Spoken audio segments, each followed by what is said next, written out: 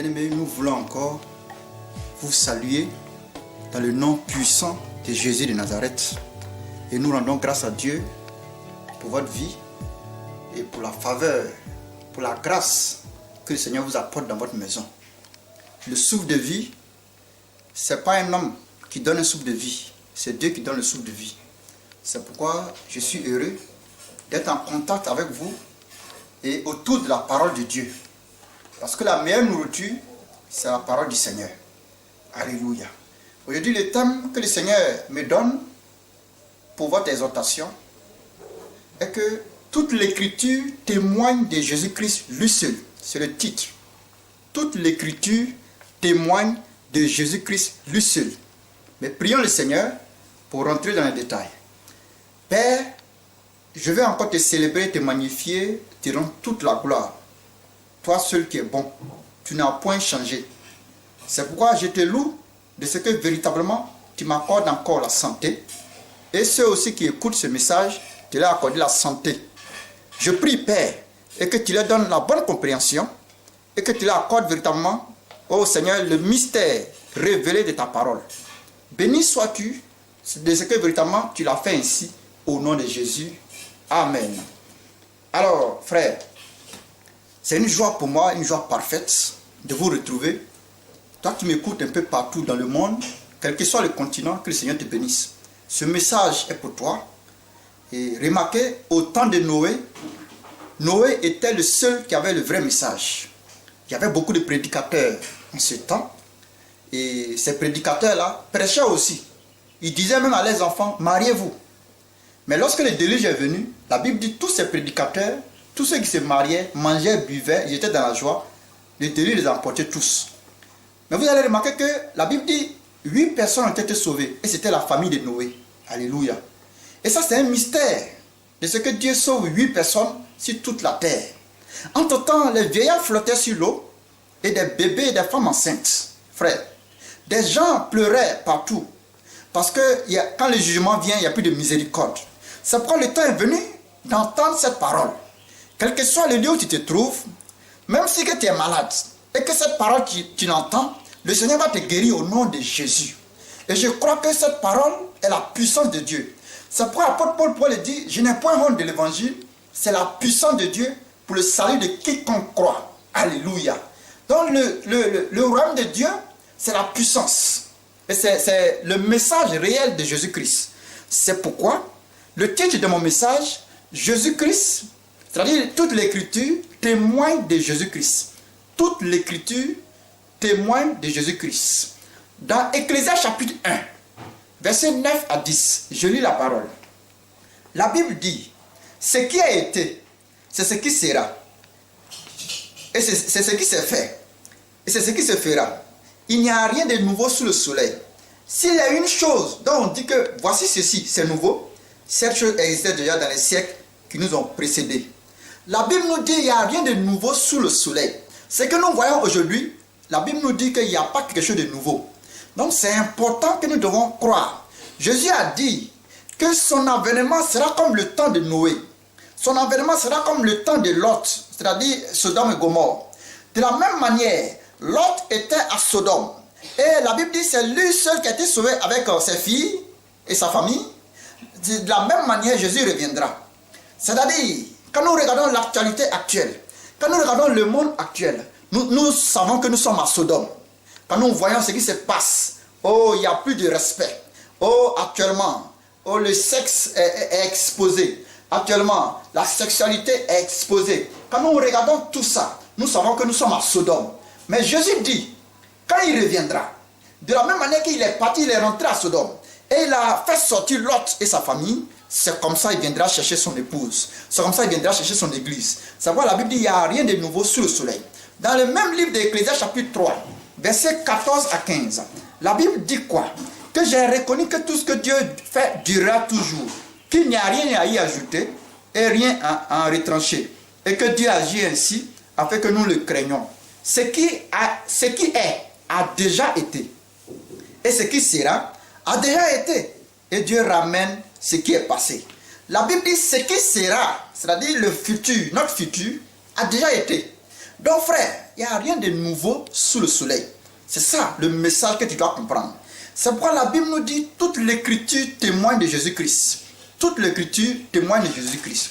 Ça, c'est Jésus qui nous donne la révélation dans Jean chapitre 5, verset 39. Jean chapitre 5, verset 39.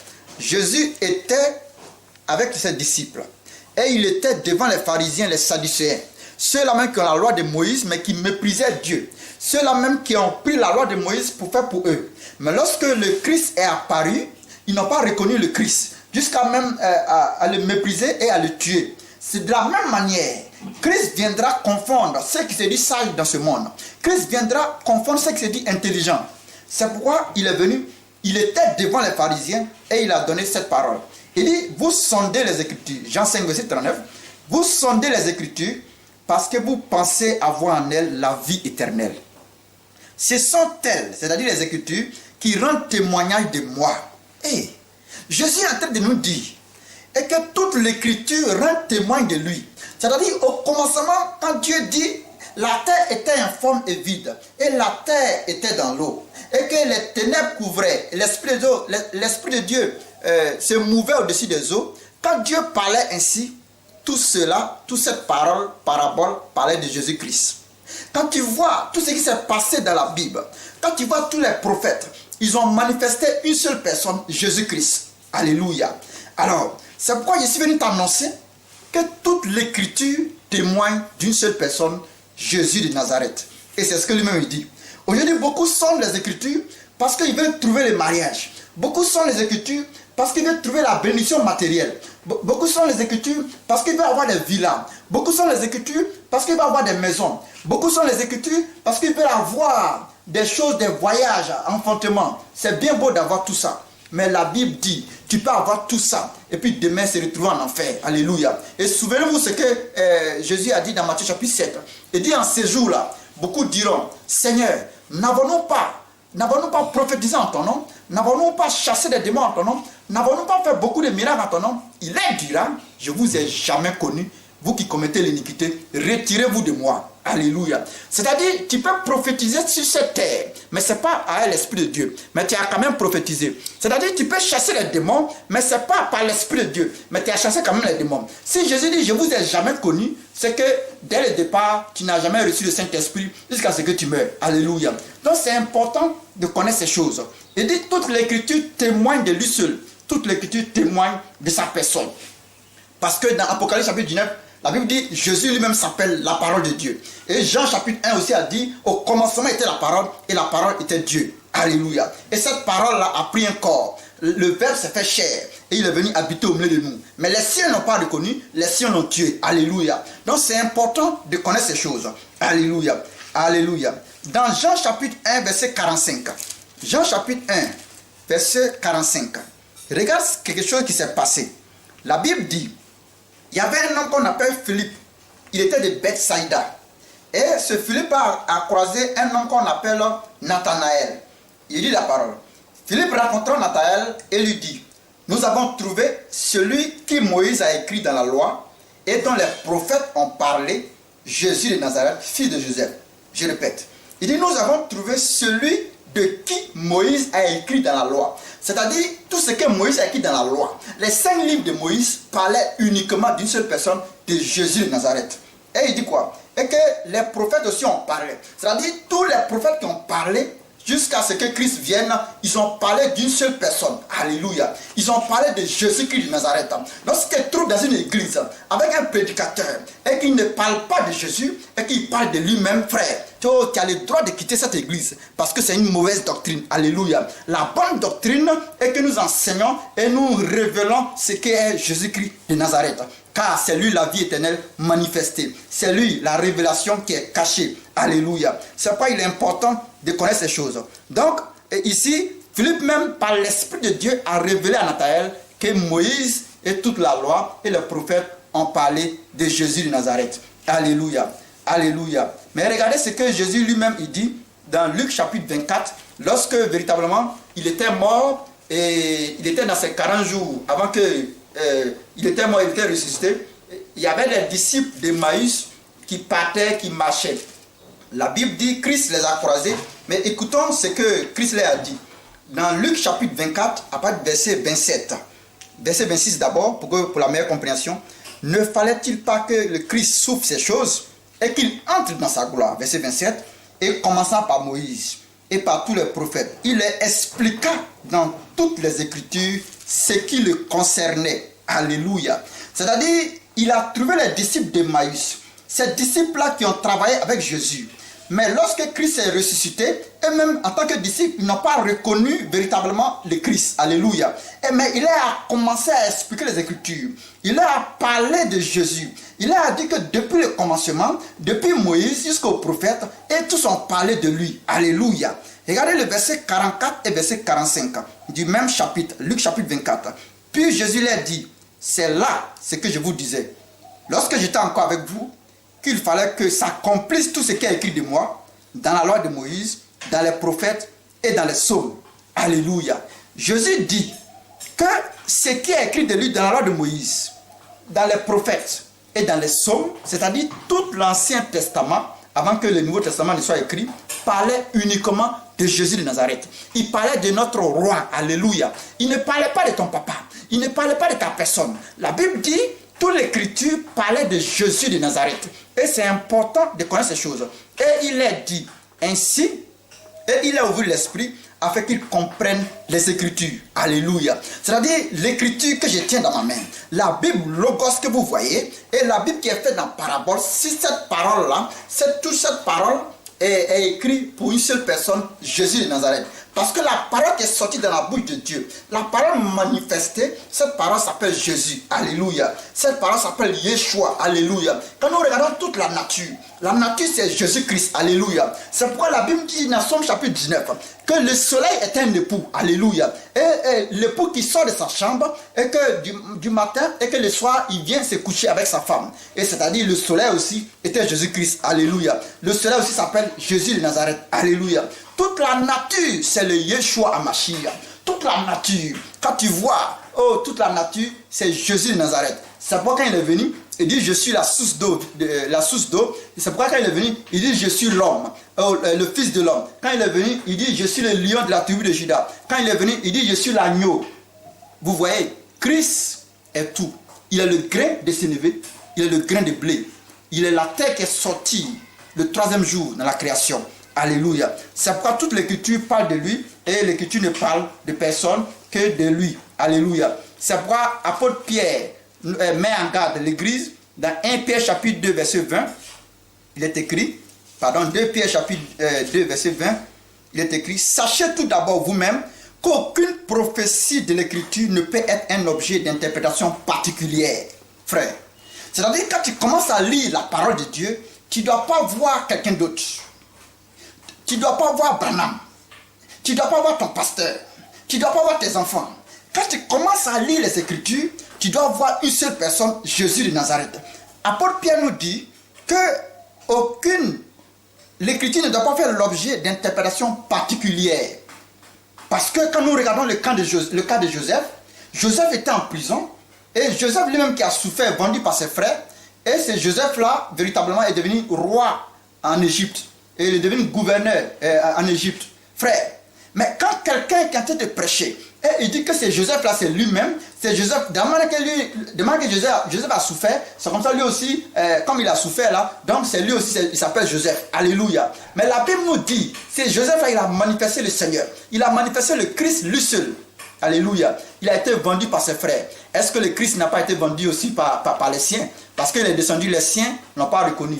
Et c'est en Israël ils l'ont vendu. Parce que véritablement, ils n'ont pas reconnu que c'est le Christ. Alléluia. Et il a souffert. Donc Joseph était le type de Christ. Élie était le type de Christ. Élisée était le type de Christ. Josué était le type de Christ. Moïse était le type de Christ. Alléluia. Jésus est le rocher. Le rocher est véritablement que Moïse et son peuple vivaient dans le désert. Alléluia. Il est important de connaître ces choses car la parole de Dieu est une révélation. Alléluia. La parole de Dieu est une révélation. C'est pourquoi il y a une écriture qui dit, dans Deutéronome chapitre 19, verset 15, il dit, laisse-moi lire cette parole parce que c'est important. Deutéronome chapitre 19, verset 15, rapidement. 19, verset 15. Il dit, un seul témoin ne suffira pas contre un homme pour constater un crime ou un péché. Quel qu'il soit. Un fait Il dit, un fait ne pourra s'établir que sur la déposition de 2 ou 3 témoins. Alléluia. C'est-à-dire, pour pouvoir comprendre la parole de Dieu, il faut voir véritablement la déposition de 2 ou 3 témoins.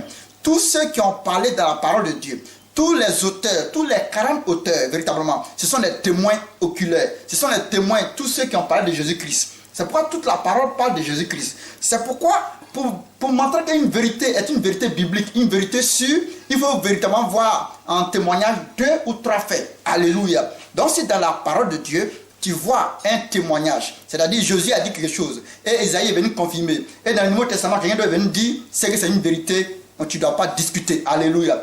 Toute la parole de Dieu témoigne de Yeshua HaMashiach. Toute la parole de Dieu ne parle pas de quelqu'un d'autre. C'est pourquoi Paul a repris ce verset dans 2 Corinthiens chapitre 13, verset 1. Paul a repris à l'église de Corinthe pour dire, attention, église de Corinthe, voilà ce que vous devez faire maintenant. Regardez cette parole, il dit, je vais chez vous pour la 3e fois. Tout affaire se régla sur la déclaration de 2 ou 3 témoins. La loi de Moïse, depuis la loi de Moïse, pour qu'une affaire soit réglée, il faut la déposition de 2 ou 3 témoins. Pour pouvoir mieux comprendre la parole de Dieu, il faut voir les faits avec les témoins de 2 ou 3 personnes. Alléluia. C'est-à-dire, si quelqu'un a dit quelque chose et l'autre a confirmé, et que l'autre aussi est venu dire, c'est que c'est la vérité biblique. Alléluia. C'est comme ça que tu peux faire pour comprendre la saine doctrine. C'est pourquoi je suis venu t'annoncer que toute l'écriture témoigne de Jésus-Christ. Je parle aux prédicateurs. Parce que quelqu'un s'élève aujourd'hui et il commence à prêcher seulement sur le matériel. Il commence à prêcher sur la terre. C'est bien beau, tu donnes la terre aux gens. Mais maintenant, quand véritablement le temps de l'enlèvement va venir, ces personnes vont rester. Parce qu'ils n'ont pas connu le véritable Christ. Alléluia. Le véritable Christ. Alléluia. Quand nous regardons dans toute la Bible, aucun prophète, aucun apôtre n'a prêché sur les biens matériels. Aucun. Personne n'a prêché sur les biens matériels. Parce que les biens matériels doivent nous accompagner, c'est notre bénédiction. Alléluia. Jésus dit, cherchez le royaume de Dieu et sa justice, et véritablement, les autres choses vous seront données par-dessus. C'est-à-dire, nous devons véritablement chercher le royaume de Dieu et sa justice d'abord. Nous devons chercher le royaume d'abord. Et maintenant, tout ce que nous voulons, le mariage, les voitures, les villas, ça nous accompagne. Ce n'est pas un péché. Alléluia. Mais nous devons prêcher, baser nos prédications sur les villas. Si aujourd'hui tu as voyagé, aujourd'hui tu auras des villas. Si tu viens s'aimer, tu as gagné des villas. Si tu viens s'aimer, tu vas construire telle maison. Si tu viens s'aimer, tu auras une voiture. Frère, si tu vois un prédicateur comme ça, c'est un serviteur du diable. Et c'est pourquoi tu dois véritablement te retirer. Alléluia. Je suis venu t'annoncer que toute l'écriture témoigne de Jésus-Christ. Et que véritablement, je vais vous laisser ce message. La vie éternelle, c'est la connaissance. La vie éternelle consiste à connaître le seul et vrai Dieu. Et que le Seigneur vous bénisse. Et que sa grâce soit sur vous, dans le nom puissant de Jésus. Shalom à vous. Amen.